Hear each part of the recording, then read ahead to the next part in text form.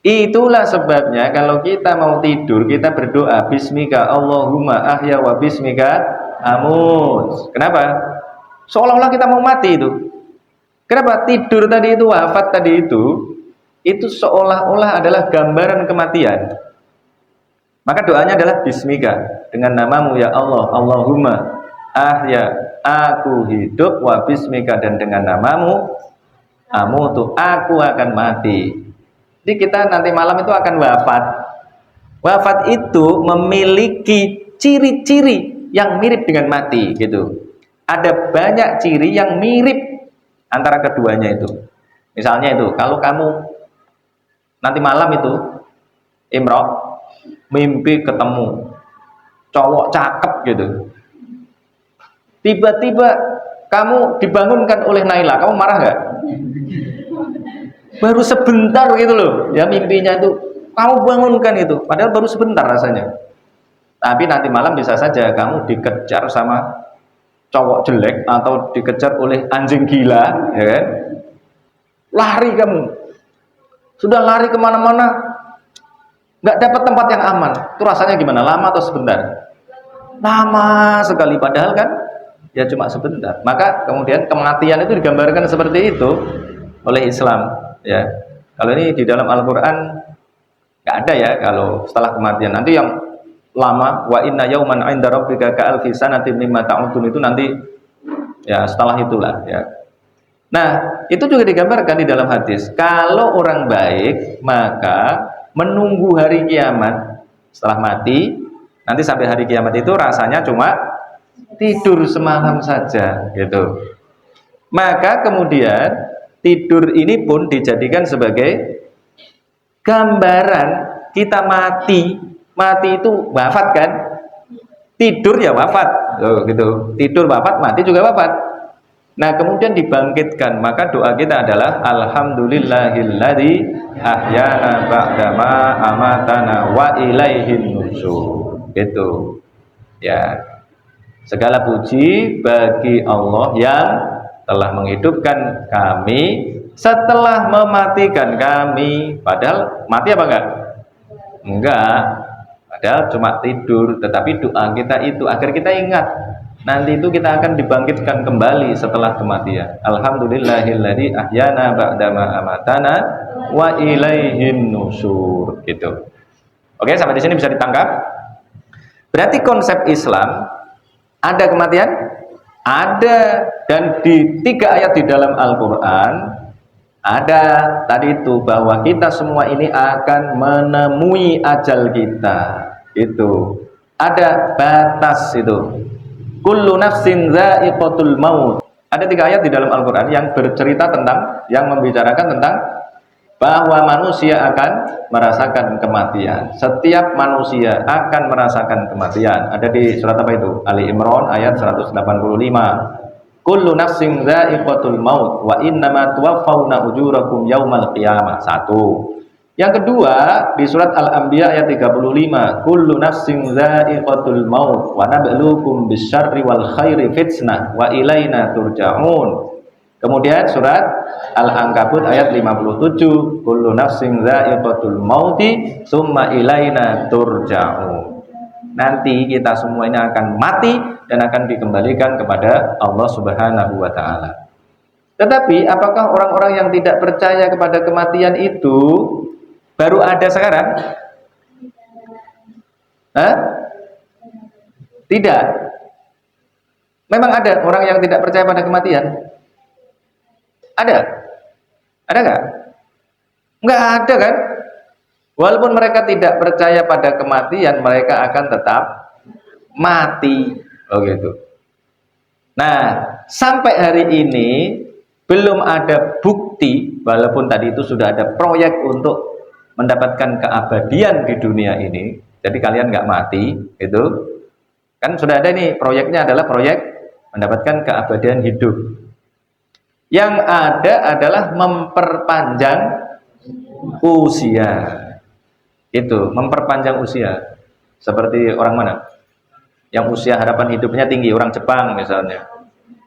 Ya. Saya setuju kalau orang mati terlalu cepat itu karena kesalahan teknis, itu saya setuju. Dan banyak orang mati bukan karena takdir. Nah, ini takdir itu harus kalian ubah perspektifnya. Ya, karena banyak ini orang salah dalam memahami takdir. Takdir itu kan berasal dari kata qaddaro, yuqaddiru takdir. Qaddaro berasal dari kata qadaro. Diserap ke dalam bahasa Indonesia menjadi kadar. Kadar itu apa artinya? Takaran atau ukuran.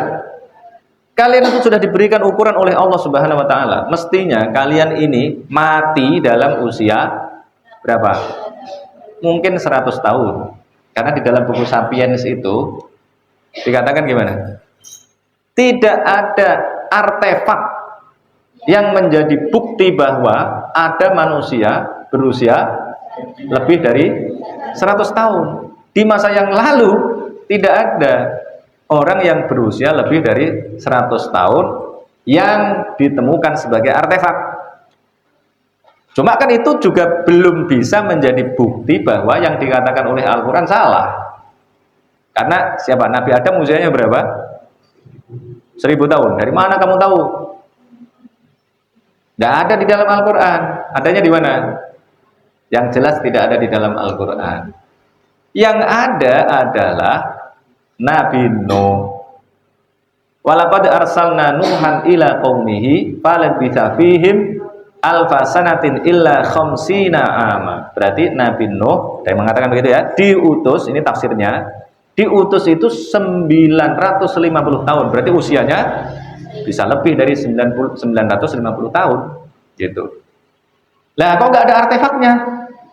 Jawabannya gimana? Ya bisa saja belum ditemukan, atau bisa saja apa? Ya bisa saja nggak akan ditemukan, nggak tahu ada di mana kuburannya, atau misalnya hancur misalnya, kan bisa saja. Wong makamnya siapa itu yang dibom itu, dibom oleh ISIS itu, Nabi siapa? Yang dibom oleh ISIS. Coba makam Nabi dibom oleh ISIS itu, Nabi siapa? Nggak tahu kalian? Makam Nabi dibom sama ISIS itu, Nabi? Aduh, nggak tahu kali. Nabi Yunus. Lah ada apa enggak itu? Ada orangnya enggak di situ? Utuh apa enggak itu? Wah, enggak tahu ya kan? Dibom itu. Kenapa kok dibom? Kenapa makam Nabi Yunus kok dibom? Berani-beraninya itu ISIS itu ngebom makam Nabi Yunus. Kok enggak kualat itu gimana itu? Kualat itu kan paradigmamu ya kan? Paradigma yang kamu bawa dari kampung. Kualat itu. Udah ketemu? Nah, kembali lagi ke tadi. Jadi, tadi ada orang yang kalau di dalam Al-Quran dikisahkan hidup lebih dari 950 tahun berarti. Ya. Padahal tadi di dalam buku Sapiens dikatakan bahwa tidak ada artefak yang menunjukkan bahwa ada manusia yang hidup lebih dari 100 tahun. Ya, jawabnya gimana? Ya biasa aja, justru karena itulah maka Al-Quran mengabarkan loh kan gitu. Ya. Nah, di dalam statement-statement yang lain yang sering saya bilang, Al-Quran sudah menunjukkan bahwa dia benar ketika mengatakan tentang segala sesuatu yang bisa diverifikasi, ternyata Al-Quran benar. Nah ini ya bisa saja ini adalah sesuatu yang unverifikatif, begitu. Paham nggak? Itulah sebabnya kemudian Al-Quran menceritakan, karena di dalam pikiran kita ini aneh juga ada orang hidup sampai 950 tahun, loh gitu. Gimana itu? Ya, lama banget itu. Itu kalau perkembangan selnya atau penuaan selnya itu kayak kalian itu udah tunuk-tunuk itu, pakai tongkat itu, jalannya pakai apa itu? Ya, paham? 950 tahun, nah gitu loh. Ya. Nah, jadi bagaimana tuh? Menghadapi ini gimana? Kalian membaca Al-Quran yang mengatakan bahwa ada orang yang berusia 950 tahun. Kalian baca Al-Quran, ada informasi bahwa ada orang yang hidup 950 tahun, tapi kalian baca Sapiens yang mengatakan bahwa tidak ada artefak yang menjadi bukti bahwa ada manusia yang berusia lebih dari 100 tahun. Gimana? Loh kan itu tidak bisa jadi bukti bahwa Al-Quran salah, ya kan? Belum kan? Belum bisa, loh gitu loh. Kalau belum itu nanti kemungkinannya ada gitu. Karena mereka membangun asumsi bahwa ya nanti agama itu akan berakhir. Agama itu hanya ya memberikan semangat agar kita jadi orang baik, ya, gitu. Perspektifnya begitu. Tapi kalau kita kan tidak. Kalau kita sudah membangun perspektif bahwa Al-Quran ini benar. Karena tadi Al-Quran mengatakan tentang segala sesuatu yang bersifat verifikatif ternyata semuanya terbukti. Maka ketika mengatakan tentang segala sesuatu yang unverifikatif harus kita imani itu. Nah, urusan kematian ini sampai hari ini ternyata tidak ada orang yang hidup abadi, tidak ada orang yang hidup selamanya, itu tidak ada. Pasti menemukan kematian, akan menemui ajalnya. Bahkan di dalam Al-Quran, nah di dalam kalangan umat Islam sendiri itu kan juga terjadi perdebatan. Misalnya Nabi Khidir itu masih hidup apa enggak? Ternyata kan sebagian orang mengatakan dia sudah mati. Nabi Khidir itu sudah mati. Makanya kalian jangan percaya kepada ilmu laduni yang ketemu Nabi Khidir itu. Itu dibuat-buat semua itu. Coba kalian cek itu di Google itu. Itu tetangganya Ayu itu kan. Saya ketemu Nabi Khidir, kemudian anaknya datang. Oh tadi Nabi Khidir tuh kejar terus hilang. Pasti selalu begitu ceritanya. Ya. Ceritanya dibuat-buat gitu, seolah-olah luar biasa gitu. Padahal ya itu karang-karangan aja gitu. Ya, kalian pilih mana? Nabi Khidir sudah meninggal atau masih hidup? Kalau hidup itu juga nggak ada implikasinya bagi kalian, loh gitu loh kira-kira. Ya, maka ya sudah, anggap saja Nabi Khidir ini sudah meninggal. Kenapa? Karena di dalam Al-Quran dikatakan juga bahwa tidak ada orang yang sebelum Nabi Muhammad itu masih hidup. Nah, gitu. Ini tafsir ya. Mana ayatnya, Bil? Mana ayatnya? Bahwa tidak ada orang yang sebelum Nabi Muhammad itu masih hidup. Jadi orang-orang sebelum Nabi Muhammad ya mati semua udah. Jadi nabi-nabi yang sebelum Nabi Muhammad sudah mati. Mana ayatnya? Wah, kalian kurang perenungan ini. Wa ma ja'alna li basharin min qablikal khuld. Afa im mitta fahumul khalidun. Paham? Jadi maksudnya gimana itu? Wa ma ja'alna, dan tidaklah menjadikan sapa aku Allah li basharin, kepada seorang manusia min qablika, dari sebelummu, tidak menjadikan ing al khulda, keabadian. Wa ma ja'alna li basharin min qablikal khuld. Tidak ada yang abadi. Berarti sudah mati ya kan? Afa imitta fahumul khalidun. Apakah kalau kamu mati mereka akan menjadi orang-orang yang abadi? Oh gitu. Enggak, jawabannya gitu. Nah, kemudian tadi ada 3 ayat yang menjelaskan bahwa setiap manusia akan merasakan kematian. Tadi itu, setiap manusia akan merasakan kematian. Kullu nafsin dha'iqatul maut. Nah, sampai di sini kemudian kita bisa menyimpulkan apa? Ya, manusia akan mati. Oh gitu. Kalau ada orang berpikir bahwa nanti manusia tidak akan mati, ya anggap saja itu sebagai imajinasi. Seperti dulu ada juga banyak orang yang berimajinasi bahwa setelah kematian ini tidak ada kebangkitan kembali. Kan begitu. Ya kan? Buktinya mana buktinya? Itu buktinya mana? Kalau bukti yang mengatakan itu kan banyak kan? Kamu ini yasinan terus tapi kok nggak hafal-hafal. Qala may yuhyil 'idhama wa hiya ramim. Begitu. Siapa yang akan menghidupkan apa? Tulang-tulang yang sudah remuk itu? Siapa? Qala may yuhyil 'idhama wa hiya ramim. Qul yuhyiha alladhi ansha'aha awwala marrah wa huwa bikulli khalqin alim. Begitu. Berarti kan sudah ada orang yang punya perspektif begitu. Padahal setelah kematian ada kehidupan gitu. Nah, sekarang ada orang yang berusaha agar tidak ada kematian. Begitu. Nah, kalau sudah begitu gimana?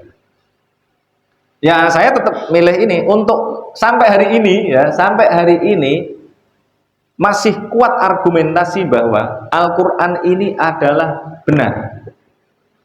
Secara saintifik ya, kita sudah membuktikan bahwa Al-Qur'an ini benar. Maka Al-Qur'an ini kita jadikan sebagai pegangan. Al-Qur'an mengatakan kullu nafsin dha'iqatul maut. Nah, tetapi kalau tadi itu ada orang yang punya perspektif bahwa sebenarnya usia kalian ini tidak hanya sampai 100 tahun misalnya. Ya bisa saja gitu. Itu kan sama dengan di masa lalu usia harapan hidup manusia, terutama perempuan cuma berapa kemarin? Orang Eropa itu usia harapan hidupnya cuma berapa rata-rata? Berapa? Berapa? 30. Coba usia harapan hidup Eropa tahun berapa itu? Tahun 1960 itu. Itu tidak sampai 40 tahun. Maka di sana tidak ada problem menopause. Menopause itu adalah problem baru. Karena apa? Karena kemudian ditemukan teknologi yang bisa membantu perempuan melahirkan. Padahal sebelumnya perempuan yang melahirkan itu banyak yang mati. Karena banyak yang mati itu, maka ya kemudian nggak ada perempuan yang sampai hidup tua, itu nggak ada. Berapa? Harapan hidup di Eropa tahun 1960 itu 30 sampai 40 tahun. Nah, kan muda itu. Berarti kamu mati 20 tahun yang akan datang kira-kira. Nah, sekarang sudah ada orang-orang yang hidup dengan usia yang jauh lebih panjang 2 kali lipat. Di Jepang, orang-orang yang hidup pada usia sampai 100 tahun sudah makin banyak begitu. Ya toh? Itu artinya apa? Kita nggak tahu Allah memberikan usia kepada kita itu berapa. Nah, itu adalah takdir mestinya. Takdir itu kadar, seperti itu loh. Lampu itu kan dikasih takdir oleh yang bikin lampu. Tapi bisa nggak putus sebelum takdirnya itu sampai itu? Ajalnya itu, ajal batas waktunya, limit. Kalau nggak dikasih ajal gimana? Ya bangkrut perusahaan. Wong hidup terus. Maka dikasih batas waktu. Batas waktunya ini garansi. Kalau sampai sebelum setahun mati diganti. Kan gitu toh. Laptop kalian juga begitu. Kalau setahun sudah rusak diganti. Kenapa? Sudah dikasih itu kadarnya, dikasih ajalnya itu. Misalnya ini lampu nanti akan bertahan 3 tahun Pak. Tapi mungkin nggak sebelum 3 tahun mati. Kalau dilempar apa gitu misalnya, mati ya. Atau kamu bawa nggak hati-hati, mati. Itu kesalahan teknis gitu. Jadi banyak orang mati, tapi sebenarnya dia belum sampai pada ajalnya, loh, batas waktunya. Itu. Maka memahami ayat ini gimana ini? Fa idza jaa ajaluhum la yastakhiruna sa'atan wa la yastaqdimun. Gimana tuh? Nah, berarti manusia ini mestinya ya dikasih takdir, batas ini. Takdir yang artinya batas tadi itu. Mestinya misalnya kamu mati mestinya 100 tahun tapi bisa mati pada usia 20 tahun. Kenapa kok mati 20 tahun? Karena makan cuma 2 kali. Misalnya ya, makan taro gitu. Disuruh beli tahu, belinya taro. Jauh sekali antara tahu dengan taro. Mana? Oh, beli apa tadi? Taro. Lah iya, itu bikin cepat mati begitu itu. Ya. Lah kan di pinggir jalan tadi ada orang jualan pisang, jualan tahu. Itu beli tahu, bikin taro, gimana? Jauh sekali. Oh, ya ya. Mantap juga belinya onigiri ya kan? Oke, paham ya? Itu tadi. Nah, yang tadi itu berarti proyek keabadian tadi itu untuk tidak mati itu, ya orang boleh-boleh saja sudah dari dulu ada orang berpikir yang semisal itu, ya gitu. Atau orang yang apa?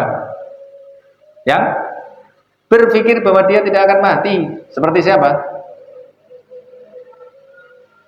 Siapa? Yang tidak akan mati, yang merasa dia tidak akan mati.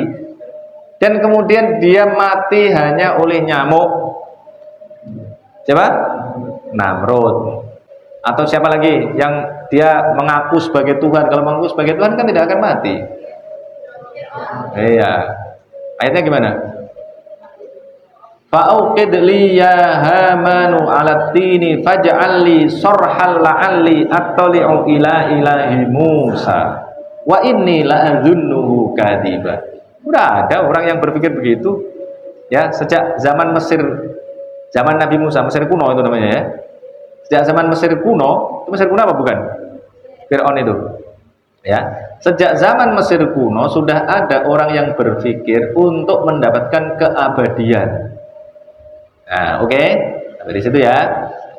Nah, kemudian kesalahan perspektifnya lagi di zaman lalu adalah konsepsi tentang individu atau individu. Nah, ini kalian kaji juga nih. Kalau kalian mengkaji ini, kalian akan menemukan kekeliruan perspektif yang ada di dalam kitab-kitab yang ditulis oleh ulama-ulama hebat, terutama ulama-ulama tasawuf. Nah, gitu. Wah, ini nanti terjadi revolusi besar gitu. Ya. Kalian akan menemukan bahwa perspektif-perspektif mereka itu ternyata cuma otak-adik gadok, ngarang. Kenapa? Karena membicarakan orang, membicarakan pikiran orang, tetapi ngarang dari luar. Seperti siapa? Aristoteles mengatakan tentang gigi perempuan, tapi dia tidak mau nyangap istrinya. Sehingga kemudian dia mengambil kesimpulan yang keliru bahwa gigi perempuan jumlahnya lebih sedikit dibandingkan gigi laki-laki. Nah, pada zaman lalu orang membicarakan tentang nafsu dan lain sebagainya itu. Misalnya yang dilakukan oleh siapa? Itu Sigmund Freud, ya, tulisannya Freud itu. Kemudian dengan siapa lagi yang sering disebut itu Jung, ya. Itu membicarakan tentang pikiran manusia itu tidak dengan membelah otak, dengan tidak melihat otaknya, tetapi ngarang aja, dilihat kecenderungannya. Padahal kan variannya itu banyak sekali. Nah, tapi kalau sekarang kan tidak. Sekarang orang mau melihat pikiran orang, ya, bisa kan? Sekarang kan, ya. Bahkan kemudian bisa dibahasakan, ya kan? Loh gitu. Nah, kalau sekarang itu teknologi terbaru bisa melihat itu apa yang terjadi pada otak itu dengan cara ya dilihat aja, dibelah otaknya sekarang, dilihat secara langsung. Misalnya itu kecenderungan orang yang homoseks sama yang tidak homoseks itu beda itu. Nanti kelihatan tuh otaknya tuh dilihat, di scan, kelihatan. Kalau dulu kan nggak ada. Nah, karena belum ada itu, maka kemudian banyak orang ngarang. Terutama di zaman Yunani kuno, kemudian membagi manusia ini menjadi dua elemen. Yang pertama adalah jasmani dan yang kedua adalah rohani. Maka kemudian muncul konsep bahwa manusia adalah makhluk yang terdiri atas dua elemen yang tidak bisa terbagi. Maka manusia disebut sebagai individu. Tapi juga banyak di Jawa ini dulu juga mengatakan bahwa batu itu juga memiliki jiwa, ya kan? Namanya apa? Animisme. Itu batu, pohon, itu semuanya punya jiwa. Padahal nggak punya nafas. Loh gimana coba? Gimana? Bulat kan? Nggak selesai nih. Jawaban saya ini pasti nggak menyelesaikan masalah ini, ya. Kenapa? Oh, ini perdebatan yang harus kita kaji terus itu. Tapi setidaknya kemudian membuka wawasan kita bahwa konsepsi-konsepsi tadi itu masih sangat terbuka untuk kita perdebatkan.